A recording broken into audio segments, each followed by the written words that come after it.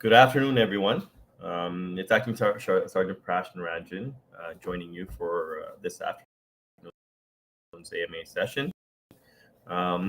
Looking for, answering your questions, sharing some info on our current recruitment practices and anything in terms of that you may have.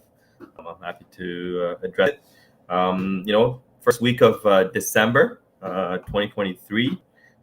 As we work towards wrapping up the new year. Good afternoon, Nick. Thanks for the hello. First one to join. That's good. I'm sure others will join as the time goes on.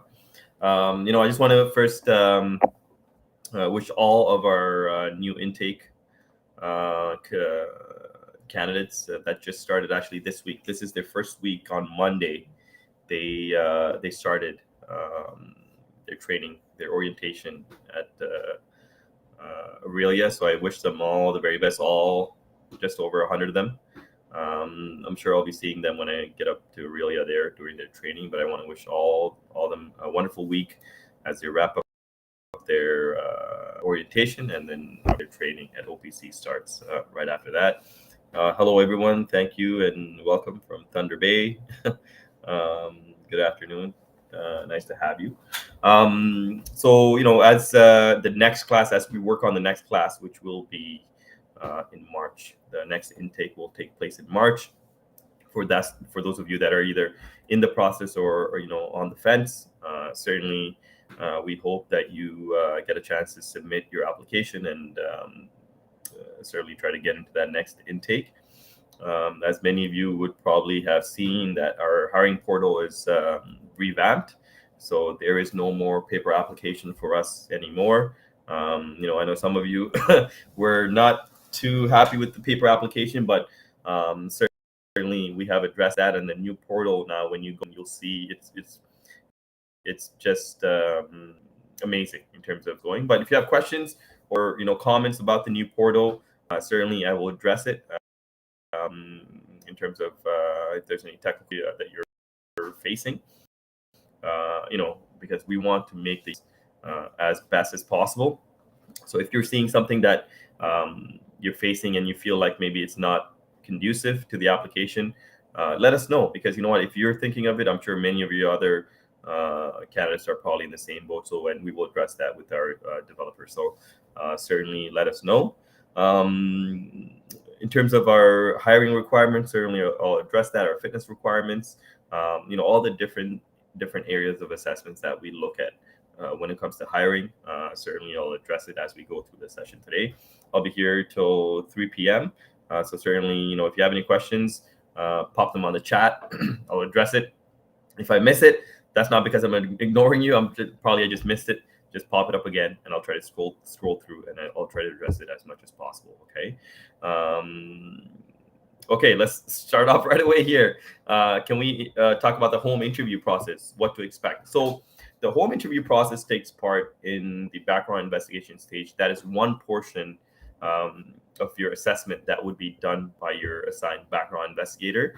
And many people get very antsy or worried about this. And please don't. It has nothing to do with, coming into your home and looking in your closet. It has nothing to do with any of that.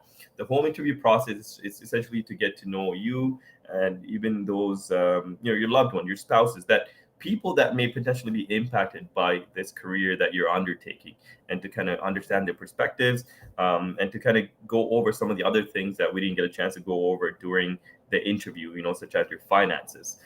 Any of the questions that the background investigator also wants to clarify. As part of the background process, we talk to a lot of your references. We talk to your employers. We talk to your colleagues. We talk to your family and friends. And, there are probably some gaps that the background investigator might want to clarify. And this is where they get a chance to do that. And this is where the background investigator also gets to know you more intimately. So please don't think it's a negative thing. It's not. It's more of a clarity check and balance for us to answer and ask questions of what we're looking for in yourself as a candidate. Okay. Question about Sorry. Oh my goodness, the questions are already wrapping up here. I've missed a couple here already. Just trying to go back here. When is the next experienced officer hire? It will be in the springtime. So we are still accepting applications for experienced officers. So experienced officers are officers that are police officers in any part of the province or even the country, and they're looking to come over to the OPP. Certainly, if you go on our portal, you'll see the experienced officer application portal. You will go through that, fill out your application, and go through each of the steps to be hired with us. And the next class will be in the springtime. Congratulations, Morgan. I see you've been selected for your local focus interview. That's great. I'm sure you're excited, and you're halfway through the process once you finish that step. So certainly, you probably will have a shot at that March class if everything goes well. Okay. Questions about vaccination? No, that is your entitled responsibility. You don't have to be fully vaccinated to apply. Okay, so to apply, you don't have to be vaccinated. Is Police Foundation's degree a benefit to have when applying? It seems mixed opinions on it. What's my perspective on it? So again, we do a lot of info sessions and outreach with many of the colleges and universities that do offer Police Foundation's degrees and diplomas, law enforcement degrees and diplomas. It's not a requirement. It's not a requirement to be a police officer or even apply to the OPP. If you have it, that's great. That's something that you've invested in terms of education and learning. So that is for your own knowledge and benefit. Just like if you were to go do any other diploma or degree, that will still be a benefit to you, because any education and the learning habits and the things that you learn at the post-secondary level will benefit you. But it's not a requirement to do that. If you want to get that experience, if you want to get more knowledge, if you think that will help you be more confident in your ability to go through the process or to be a police officer, certainly you can do it, but I don't want you to think it is a requirement. Okay. Questions about the auxiliary program, certainly ask me. I can answer them. But if you really want to know what the program is and what the requirement is, go to opp.ca/auxiliary. That will take you to our auxiliary program page. It will show you all the prerequisites, all the minimum requirements. Thank you, Kate, for popping that up there. opp.ca/auxiliary.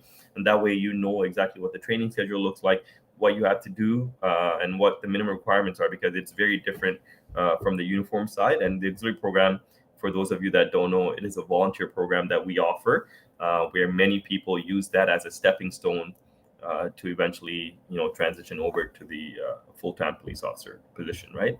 You learn a lot, you get exposed to a lot, you get to go on ride-alongs, you get to work in detachments, and certainly, I think it kind of boosts people's confidence, boosts people's understanding of what a policing career is and what the OPP as an organization looks like. So certainly, I think I would encourage it for many of you, or for those of you that are really kind of on the fence, that you don't know if you want to really get into it. All right. For driving history, should you get a full driver abstract for the interview or application? I have 25 years of driving. So the abstract is something that you can get for yourself. So if you have that many years of driving experience, you can get the full abstract by going to the MTO and getting it for yourself, so you can kind of see what you've done, because maybe you've forgotten about some of the collisions or the traffic tickets that you've gotten in the past, and that will kind of give you a chance to rejig your memory. We don't need it. We will access that information on our own. But if you want to kind of rejig your memory, certainly I think that's a great way to start for you to get prepared for the process. Okay. Question about filling out the work history. Some of the workplace supervisors aren't working there or don't know or don't have, and that's totally fine. We understand if for those of you that have many jobs or past jobs, you won't be able to recall all of it, but we do need you to do the best you can to fill out as much information as possible when it comes to the work employment history. One of the best ways to do it is for you to go on your personal CRA, the Canada Revenue Agency login. If you go there, you'll actually be able to look at your past tax submissions, and in there you'll be able to see all the different places that you worked at, which will actually give you some information, maybe not all of it. Maybe it might not give you your supervisor's name, but it will give you a date length of where you worked or in what place you worked at, and that may give you a chance to kind of fall back on and follow up on that. So it is your responsibility to give as much information as possible in that employment history form, and then we will do the rest to cover you off. Okay. um, if you want to start training in the program, so if you want to get hired for August and September, when should you apply? I think you can apply now. So we don't have like a waiting pool where you apply and then we put you in this pool and then we start filling the classes that way. It doesn't work that way. We start accepting applications. We're accepting applications 365 days a year, and then we, as a person makes it to the end of the hiring process and they're eligible for a job offer, then we're going to call you and give you the job offer. If for a reason you're not able to accept the job offer, certainly we'll look at those circumstances and work with you to offer you a better suitable date, because again, we have 4 classes throughout the year that we will be hiring for. So there is a bit of flexibility that we can offer you in terms of a class that you're not able to make because of any personal reasons or family reasons. Certainly we will work with you to try to offer you the next available class. We've invested so much time and effort into hiring you. We want to make sure we're giving you and working with you to fill the class that maybe works for you better or you and your family better. Okay. Trying to get back here. How many references in total do you need? So at the application stage, minimum 2. It's a written reference at the minimum 2 you can submit. You can submit as many as you want at the application stage. Make it to the interview stage, we will just ask you the name of 9 references. So 3 personal references, 3 educational references, and 3 employment references. And those ones could be the same ones that you used for your application. So just recap, for the application stage, we just want minimum 2 written. So in a Word document, 1 pager, signed and dated reference letters. But at the interview stage, we just want the names of the 9 people that will fill 3 different categories: personal references, educational references, and employment references. Okay, so hopefully that addresses your question there. Yeah, I just answered that one about the references. Again, same 2 questions on the references. If you have education from a foreign country, but done college here and education here in Toronto, as well as I have to get my school and educate.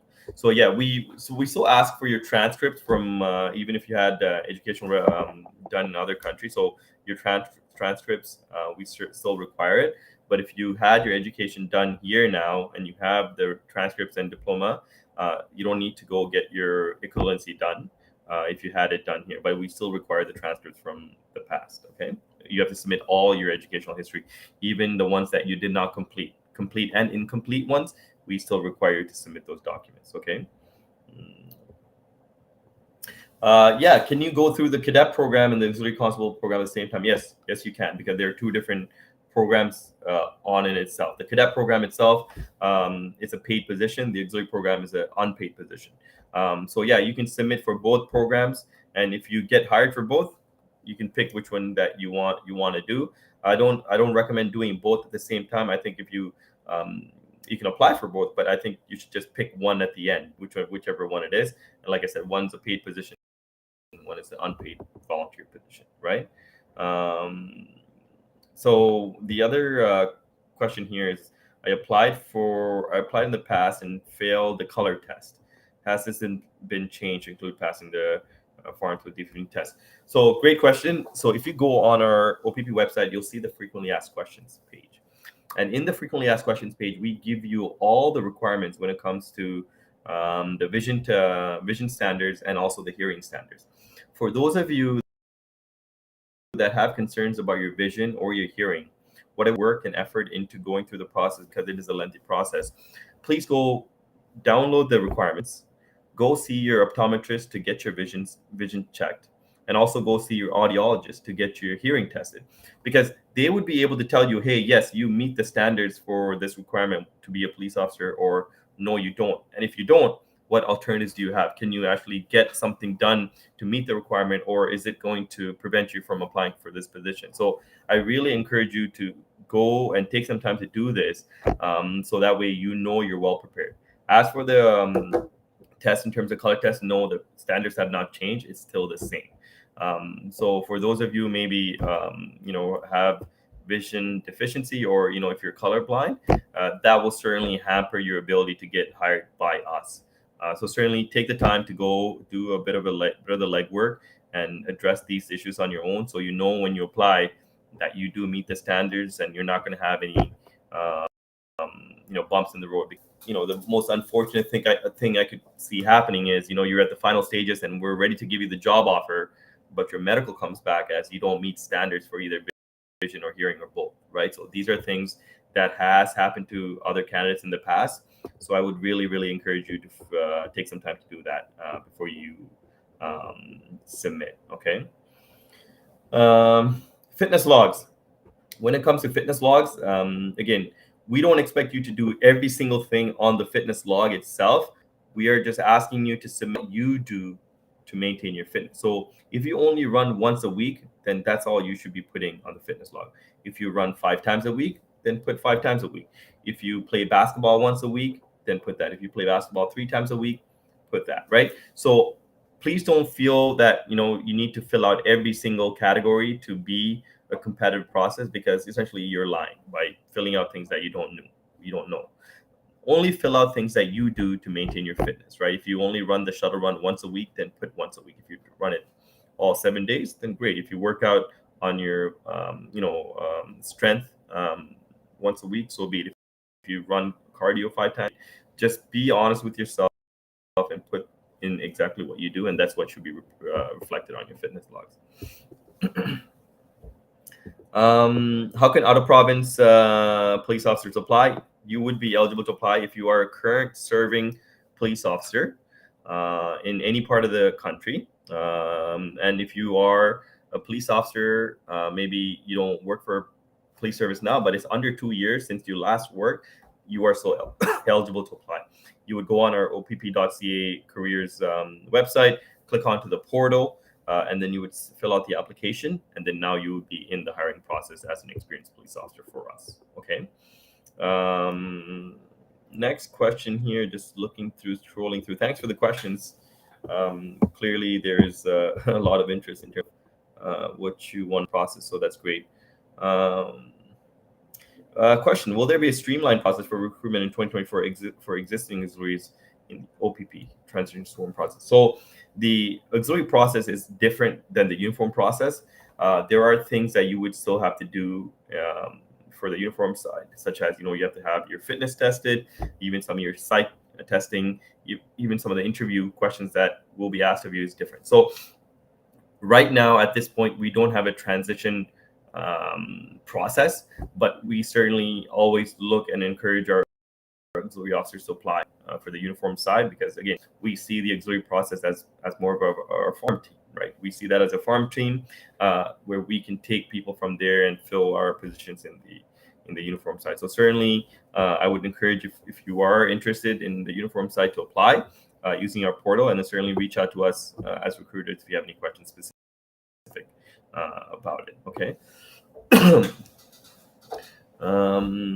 What is the advice you can give someone that has been deferred after completing the psych evaluation? Unfortunately, I can't give you any advice. I'm not a psychologist. I'm not a doctor. That process in itself is handed over specifically to psychologists and teams of psychologists that make up that process. So unfortunately, I don't have any specific advice I can give you, other than to let you know, or I guess encouraging you to consider that sometimes there are people that maybe are unsuccessful at the psych stage in our process, but usually they would come back after waiting that 1 period timeline and then applying again and being successful, right? Sometimes there's a myriad of factors that can go into why somebody was unsuccessful at that stage. And like I said, I can't pinpoint that or tell you that. I've never seen that report, but certainly it's been encouraging to see that some people that are unsuccessful do usually apply again and are successful and are from that stage, right? It's just like any other hiring process and hiring stage. Okay. What's the average time between submitting your application and being chosen, receiving a file number? It's very quick. I think, especially in our process, since we went to this online portal process, it's very quick because some of it is very automated and helps recruiters and our administrative personnel process these applications much faster. So certainly you'll hear back much faster. Some people have heard back within a week from submitting, and some have heard back within a few days. Okay, so certainly look out for it. And one thing I would say is please check your junk mail. There's many times I call candidates who either have missed submissions for whatever reason. When I call them, they just haven't noticed that the notifications have gone into the junk mail. Or also log into your portal. When you log into your portal, you'll see the changes in where you are currently, because currently in our process, you can actually track where your application in terms of which stage of the process is currently going through. Okay, so something to keep in mind. Questions. I applied for the auxiliary and I didn't even get an interview. I got a rejection letter and applied and informed to apply again.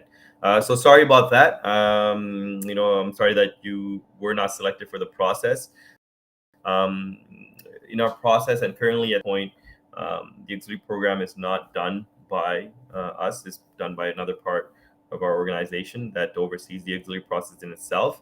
And like any other process, unfortunately, we're not able to give feedback because you can imagine we process thousands and thousands of applications, and just for us to even provide feedback at that type of a consistent level with everybody, we just don't have the manpower or the time to do so.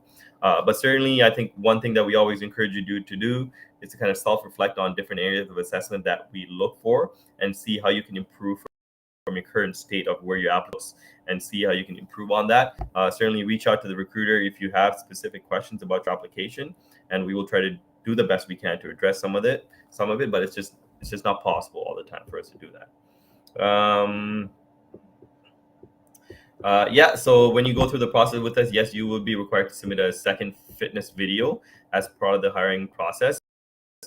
Your initial submission would be at the start of the process, where we would request you to submit a shuttle run showing level 7 on the shuttle run. And if you're towards the end of the process, and if you're eligible for a job offer, certainly you would be requested to submit a second video showing that you can meet level 7 on the shuttle run. Okay. Questions about auxiliary program, about how the hours are managed. If you work full-time, am I able to coordinate hours with the OPP? Yes.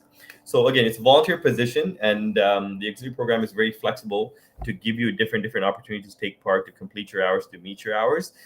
So yeah, we don't expect you to take time off your regular full-time job to come do some of these things. We understand that people have other obligations and priorities, but the auxiliary program gives you the ability to do things on your time off and when you're available. So evenings, weekends, or during the day, if that's when you're available, we will be flexible with that. Okay. Where can you apply for the consul position? It will be on our website through the portal. If you go on opp.ca/careers, you'll be able to find the link that takes you into a portal where you'll be asked to create a personal profile. And then through that, you'll be able to sign up through the consul position. You'll see two portals. One is for the experienced police officer portal, and one is for the constable portal, and you'll be applying to the constable portal. Okay. Nicholas here says that he'll be graduating from OPC and beginning post training on Monday. Great to hear that, Nicholas. Look forward to seeing you in person. And he says it's a long process, but keep at it. It's worth it. So thank you for joining in and sharing your thoughts there, Nicholas. Question about driving courses. Would that make us more competitive? I have over 25 years of driving experience on major highways. I honestly think, Portis, if you have that many years of driving experience on the highway, I don't think you courses in that. I think that would probably give you an ample driving experience, especially on the 400 series highways, for you to be meeting our driving criteria. So no, I don't think you would need anything more than that. Okay. If my status of cadet application isn't closed, does that mean I'm eligible for the April class? No. So if you weren't hired for the current class that we have, we currently hired our cadet class for a total of 40. I think there were 40 cadets that were hired. They're actually graduating on Friday. This Friday, they will be graduating. If you weren't selected, when the cadet program is posted in the new year, sometime in the springtime, you would have to submit a brand new application when that opening comes up. Okay. Moving on up here. Thank you for the questions. I noticed the application process is different. Yes, it is different. We have a brand new portal. So everything is done through the portal. So you would upload all the required documents into your portal and then submit your application through the portal. There is no paper application anymore. There is no scanned PDF document anymore. It is very different. So it is more informative, it's more intuitive, and it's more straightforward. And you can actually follow your application as it's going through and moving through different stages of the hiring process, and you can actually talk to the recruitment staff and the admin staff through the portal, where we can go back with you if you have any questions about anything. I think it's a very engaging system, and I think it's working really, really well for us. So I think it certainly will benefit many of our candidates that are looking to enter the hiring process for us. Okay. If you're good afternoon. I'm looking to apply for the forensic science department and was wondering if you could inform me on the best way to do that. Okay, so if you're looking to apply for a specific civilian position, you have to apply for those jobs through our government of Ontario website. So gojobs.on.gov.ca. So that is the portal that you would use if you're looking to apply for any specific civilian jobs you're looking to get in. If you go to this website, it will show you all the civilian positions open in all the ministries, not just the community safety, not just our ministry, but all the ministries across the province when it comes to the government. And you'll be able to apply to different job postings. That you just have to skew down exactly what you're looking for, and then essentially search that, and then certainly it will give you all the jobs that are available in that posting. If the job that you're looking for is not there, just come back a week later and look. You got to keep looking to see if the jobs that you're looking for is posted, and if it is, then you can apply for it.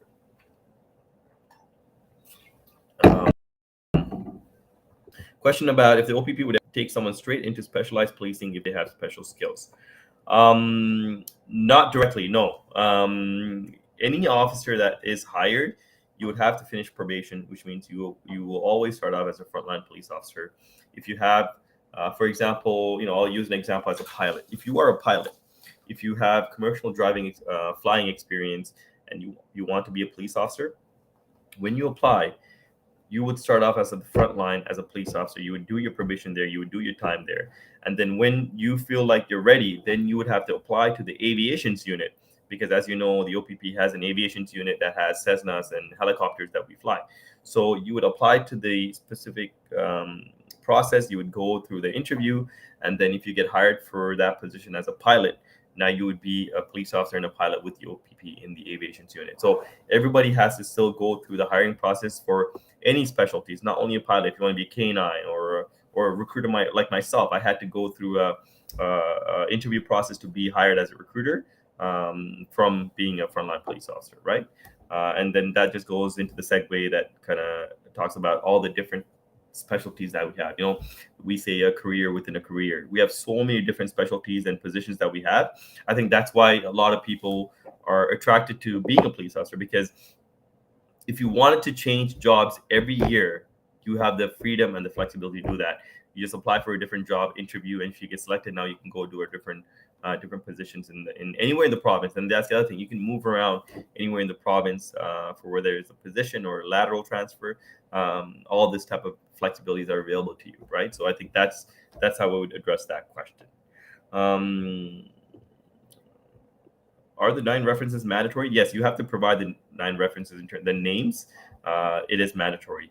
Sometimes when you look at education references, don't think about your school teachers. Maybe you've been out of school for a while or post-secondary school for a while. You don't have contacts or that relationship with the teachers.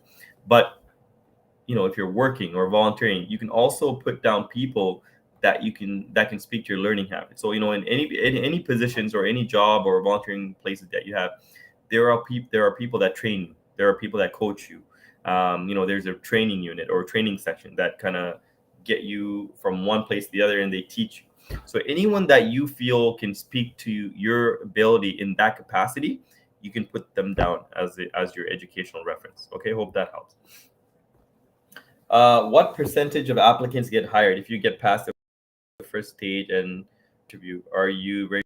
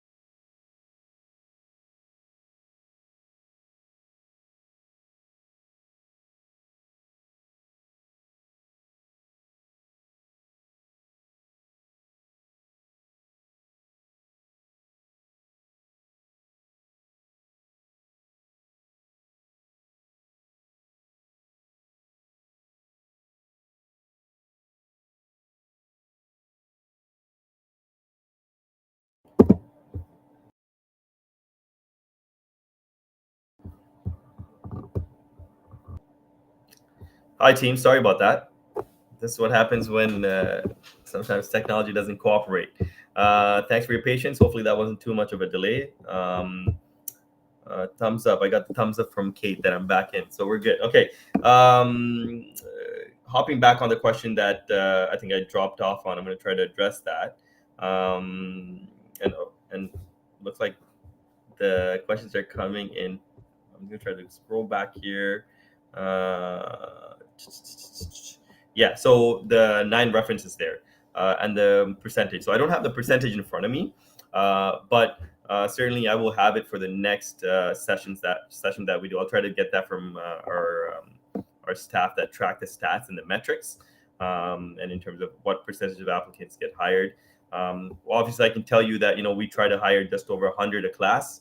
So you can imagine when it comes to 4 classes, we're going over 400, maybe 450 that we're trying to hire throughout the year. So certainly, it's something that can impact impact us, right? Um, Let me see here. The next question. Um, doesn't need to be strictly school reference, but anyone can certify you. Yes, yeah. Thank you, Nicholas. That's exactly what it is. Hi, I have 2 years left on my academic program. If I apply now and I'm offered employment, would it be okay to temporarily withdraw from the post-secondary program? If you're looking to apply, why don't you just finish your program and then apply, right? Why would you want to apply now, then take time off your post-secondary and then go back again? Unless there's a good reason for you to do that, it'll be a lot for you to manage, right? I think when you get into this career, it'll be something that would take a lot of your time and energy. If you have the discipline, then transition your post-secondary to a part-time program and you want to complete it that way, certainly you can do that. But it's up to you. It's your choice.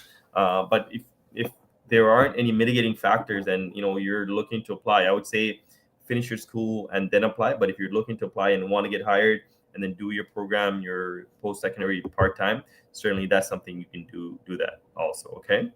um, Question about posting selection. So when you go through the process with it, you get to pick 6 detachments that is your final posting choice, and you'll rate them 1, 2, 3, 4, 5, 6. And what we will do is we will try to give you the top posting that you've asked for, and we will do the best to kind of give you that. If we can't give you the first one, then we'll try to go to number 2, number 3, so on and so forth. Is there a chance sometimes that we're not able to offer you the one of the 6 that you picked? Yes, but it's very rare. But if that chance does arise, what we will do is we will come back to you and ask you to maybe pick a few more to try to give you something that you want. So we will work with you because we understand people have personal obligations, family requirements. So we want to make sure we set you up for success, and that means that you're going through this journey with those ones, the family that you love and care about, that will support you through the challenges that you will face when you go through training, and even when you report for detachment to work. Okay. Mm, moving right along here. Uh, what should an applicant expect in regards to aptitude testing? So if you're talking about the Sigma testing or even the psych testing, certainly that is something that we do at the background investigation stage. The Sigma testing is to essentially assess your understanding of reading, writing, and comprehension. The psych testing, obviously, I can't address that. That is done by the psychologist, but certainly to see if you're the right fit for the organization, what the organization is looking for in terms of needs. We don't require the OACP certificate. The OPP does not. I know some of the other policing organizations do, but the OPP does not require the OACP certificate. Okay. Um, Cody, thank you. I'm looking forward to seeing your application if you're submitting it in time. Creating the account on the Ontario website is the new way to apply. That's right, exactly. We do not use previous applications. When you submit your application, the new one, the current one that you submit is the one that we use. Why? Because all your information or your experience or relevancy might have changed, and your competitiveness might be different now compared to the past ones that you've submitted. So we assess your application that you submit at the point of when you apply. Okay.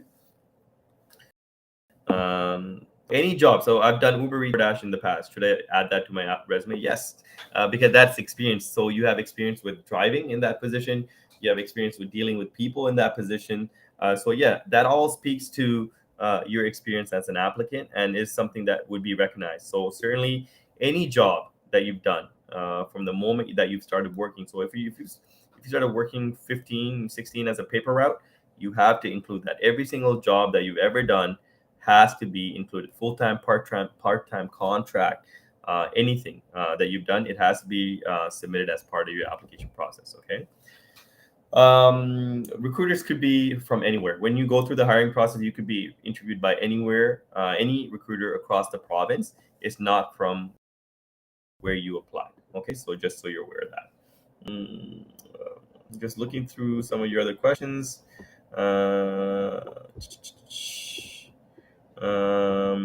How many video submissions are required for that? It's 2. You would have to submit 2 video submissions as you go through the process. Okay.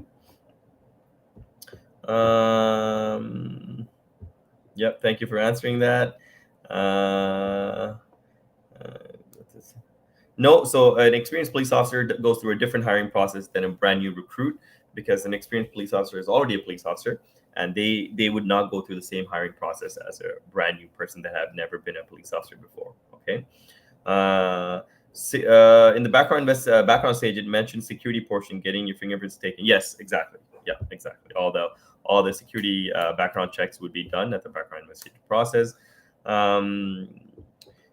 From the cadet to a constable, yes, you would still have to apply as a constable position, because again, the requirements of a cadet is very different from that of a constable. So there's additional paperwork and fitness testing that you would have to do. So yes, you would still have to go through the application phase for the constable position. The OPP does respond to First Nation reserves. Some First Nations have their own First Nation police that OPP trains and oversees, but there are also First Nations that OPP does policing for. So certainly, depending on where you're interested in going, some of our northern detachments and deployments have requirements for OPP to be there. So certainly, if you're interested in that, when we send you the detachment posting selections, we will tell you exactly what those ones are, what those postings are, so you're aware of them. Okay. Again, it's called the duration posting, where there's an additional financial incentive that we will pay you to go to duration postings to serve your first 2, 3, 4, 5, 6, depending on which how many years of duration that you select. You'll certainly know that. Okay. Mm. Question. I currently work at the long-term care and receive continuing educational concept. Will this qualify as an educational reference? Yeah, absolutely. So if there are people training you in this area, coaching you, mentoring you, certainly if they can speak to you, speak to your ability to learn from an education perspective, certainly they could be put down as your educational reference. Okay. Um, so if you have a lengthy resume, if it's being rejected by the portal, please concise it. You can concise it and then add additional submissions, upload later on after you submit the process. So if you have multiple pages, try to concise it. Then you can add the other qualifications and your experience after you submit your application. Okay. Good to hear. Look forward to seeing your application. Uh, what is the vacation time when you start off? So you get 2 weeks. You get 2 weeks as a brand new recruit, and then obviously as your years of service increases, your weeks increase. Okay, so that's part of your collective bargaining. You know, the collective bargaining that we have, it's listed in that. So certainly, yes, you do get enough and ample time off to recharge, re-energize, and I think that's a very important thing that we recognize in our organization. And also even the in different shifts that we work, I think our shift that we work is more conducive to a good work-life balance, which is what most of the officers that I speak to have conveyed to me. So certainly we do take mental health and well-being of our officers very, very seriously. We have our own wellness unit that has its own psychologist, that has its own mental health workers that essentially look after and assess officers, and obviously provide that that opening for officers to reach out and talk to in terms of mental health clinicians that we offer, so that way officers can turn on their mind, things that are impacting them, and it's done in a very confidential manner, right? So these are things that I think we've invested a lot of time and money into. And when it comes to mental health services, there's no cap. There is no cap in terms of the help that they can get when they need to go see a psychologist or things of that nature. I think which is a huge benefit for us. So thank you, thanks for that question. If you already have your OACP, you can submit that. We will accept it. Certainly, we don't want you to negatively be impacted by having to pay for that. But if you already have it because you're going through the hiring process for another service or you had to get for them, certainly you can submit it for that. So we will recognize it. Okay. How long does your application stay active? For a period of 1 year. We keep your application on file for a period of 1 year, and then certainly you can submit it after that. Okay, we will have to submit a brand new application if, for whatever reason, if you weren't hired or if you weren't able to successfully pass one stage, certainly then you can wait that time period and then apply again. Okay. Just trying to scroll up here to some of your other questions. So I'm just trying to see if there's any questions that I didn't address that I can address. I know some of you are answering questions based on your experience. Thank you for that, sharing that with your colleagues. I'm just trying to scroll back here. Is the Sigma testing and the medical involved with the OACP applicable to the OPP applications? Yeah, so some of the portions that you do with the OACP will be applicable to us, such as the vision and the hearing. Certainly, that would be applicable to us. If you do a Sigma testing, certainly that would be applicable to us. But again, some of the things that you haven't done, you would still have to do with us again. Okay.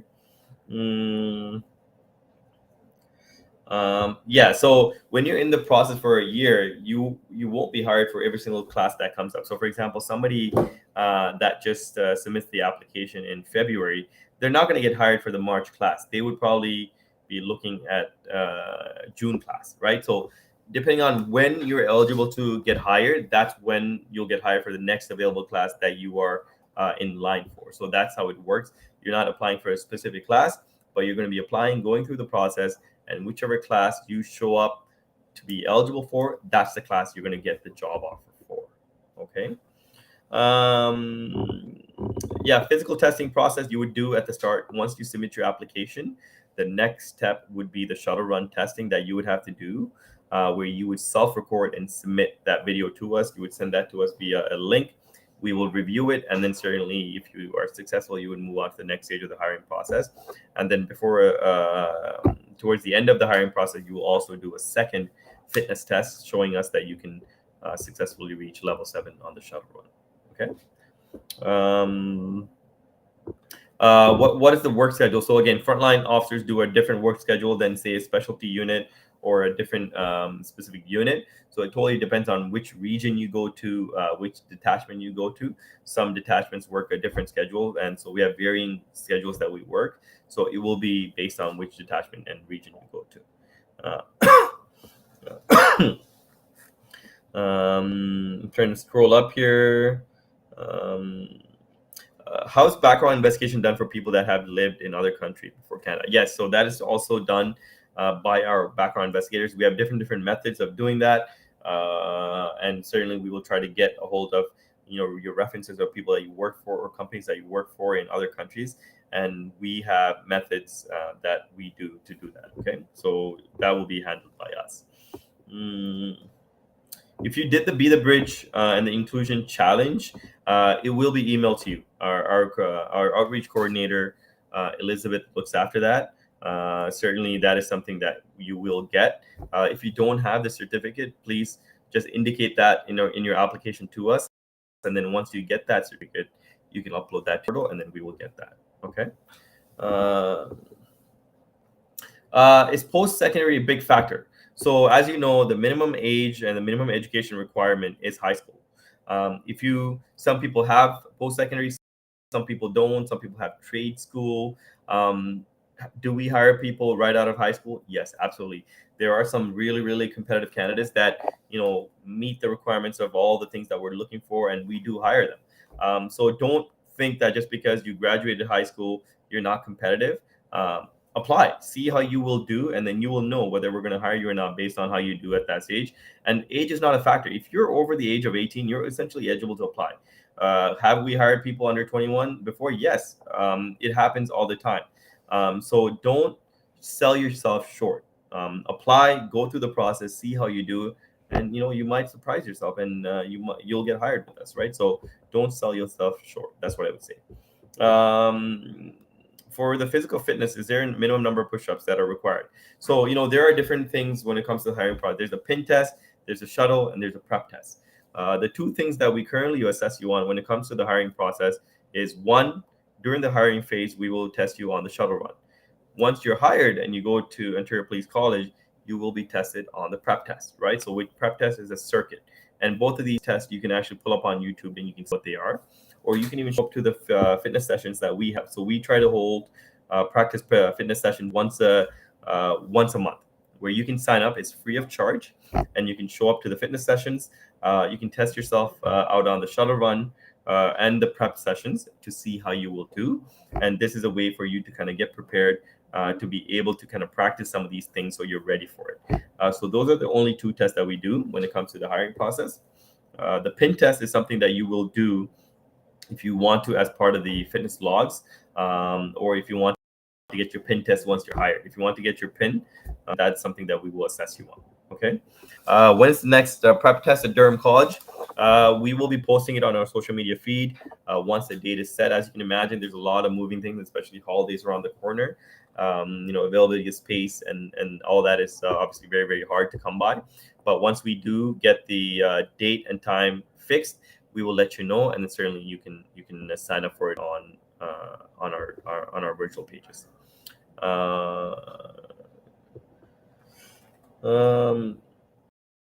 So I guess the question about out of serving police officers would be different. You would go through interview, background, and initial screening, but you would have to go through the stages. I won't be able to tell you exactly what they are, but you would go through different hiring process than that of a regular recruit.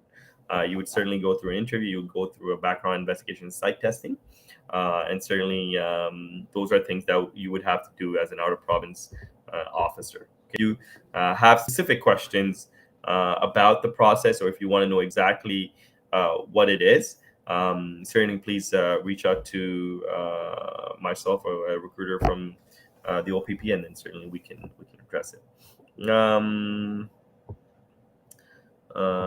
Question about a lot of jobs, and would there be a red flag? No. If you have a lot of jobs and you've done a lot of jobs, that is not a red flag for us. People with varying experiences and changing jobs, that's very normal nowadays. So actually, if we see people with a resume full of jobs, I look at that as different experiences, motivation, the ability to transition quickly to different line of work. So that's how I would see that as. So I don't think it would reflect on you as a red flag. So I don't think it's necessary for you to think of it in that manner. Okay. Trying to look at some of the other questions that I might have missed as I scroll through it.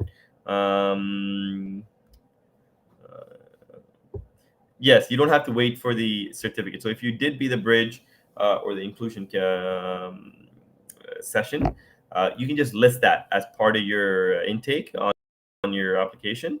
And then once you get the certificates, then you can make an update by submitting that. So this way, you're not delaying your application submission.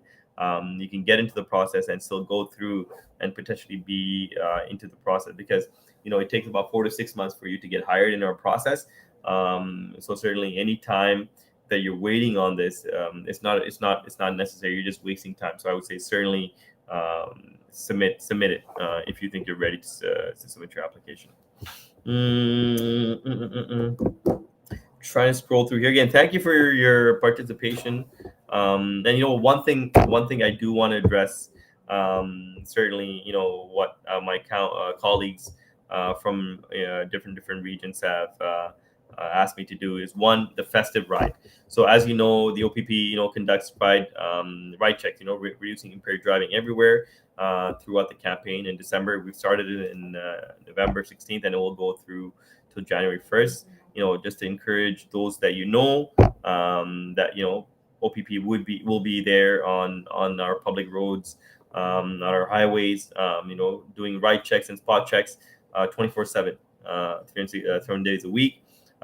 Just to make sure our citizens are not driving while impaired, putting themselves in danger, or the motoring public, to make sure that you are aware of some of these dangers. If you're drinking, to make sure you have some sort of safe ride back home, or designated driver, taxi, Uber, multiple ways for you to get home. So please, if you see those of you or friends, your colleagues, family members, maybe in that predicament, please help them to make sure they make the right choice. And if you see impaired driving on your roadways or highways, to take that time to call 911, because you could be potentially saving somebody's life, and saving potentially yourself from being in danger, right? And the other thing I actually want to touch upon is fraud. When you look at the amount of fraud that many people are falling under, whether it's through scams, online scams, in-person scams, holiday scams, just to be more vigilant, and also auto test in terms of what's happening, leaving your vehicles unlocked, or keys in the vehicles, things of that nature. Not to put yourself in a predicament where you're potentially becoming a target, to keep that awareness, to be aware of that. Okay, so I just want to kind of share that, because we share a lot of things about hiring and whatnot, and this is something that obviously is something that we encouraged to be aware of, right? 5 more minutes left. I'm going to try to see if I can get to some of the other questions. Okay, question: can introverts be cops? Absolutely. Why? Because introverts are just like anyone else. We're people. Certainly, they bring anything in terms of how they see society in.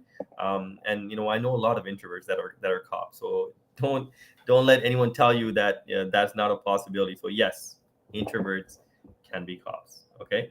Um, is the OPP hiring frequently in the new year? Yeah, like I said, we're hiring 4 times a year. So every 2 months, we're sending a class to Ontario Police College with more than 105 in terms of um, candidates, so recruits. So yeah, absolutely. I think it's a lot more chance for you to get hired now. We have more intakes, we have more applicants, and our hiring process is a lot more streamlined. So I would say absolutely.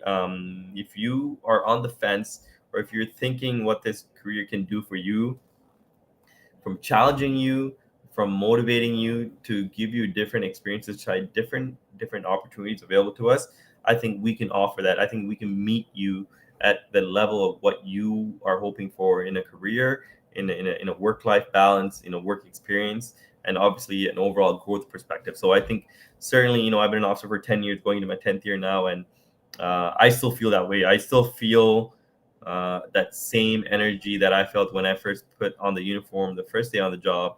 Currently in my 10th year, I still get that chill sometimes when I look at myself in the mirror as I get ready. I walk out. I'm like, man. So I certainly feel like we can offer that to you. So look at some of the information that we have online at our opp.ca/careers that frequently asked questions. We address a lot of things that you should probably know prior to getting into the process or even applying. And then certainly, if you have any questions, reach out to us. What is a typical day like at OPC? So it's just like any other college or university. It's an accredited college, and essentially, it's meant to train police officers in the province of Ontario. So any police officer that gets hired in the province of Ontario has to attend Ontario Police College to be trained and accredited to be a full-fledged police officer. It's a 5-day work week in the sense every single day you're going to class, you're going to different classes. You'll have firearms, driving, learning about criminal law or learning about traffic law. So you'll have different classes. Just like every hour you'll go to a different class, sit in the auditorium, learn. You'll have exams that you have to do. You have practical exercises that you have to do. You have fitness that you have to do. It's a great learning environment. I loved every single every day that I was there, and all the colleagues that I met, all the people that I met. The instructors are amazing because the people that are teaching there are police officers with every single force represented. I think you walk away after you graduate with the fulfillment of achievement, but also at the third time, I think you walk away feeling accomplished, right? So certainly, I think it's a great way for you to get into prior to you even getting into policing, because we will make sure we arm you with the knowledge, skills, and abilities that you will need to be successful once you hit the front line. So I will leave it at that, and hopefully you get to experience it for yourself when you do get hired. And I'm confident, whether when you apply you get interviewed by me or many of my other colleagues who look forward to being in this position and are privileged to be in this position, because we get to hire the future of the organization for the OPP. And who knows, the person that we interview could be the next commissioner of the OPP. So that's the outlook that we have when we sit in front of a recruit or potential recruit to start our interview. So again, that brings it to 3 p.m. today. I want to thank you for your time, and thank you for logging in and asking all the questions. Certainly, another recruiter will be with you next week or the week after. I think we're doing it every couple of weeks. I wish you all the very best for the holiday season this year. Merry Christmas, and hope you all have an enjoyable New Year. I'm sure I'll probably be seeing most of you in the New Year, if not in person, whether through an interview or even if on the road at a recruitment event. Please come by, say hello. I'd love to chat about you, and hopefully, this motivated you to kind of consider applying. If you are in the process, all the very best. If you aren't, I hope you do consider applying. All right, all the very best. Take care and have an amazing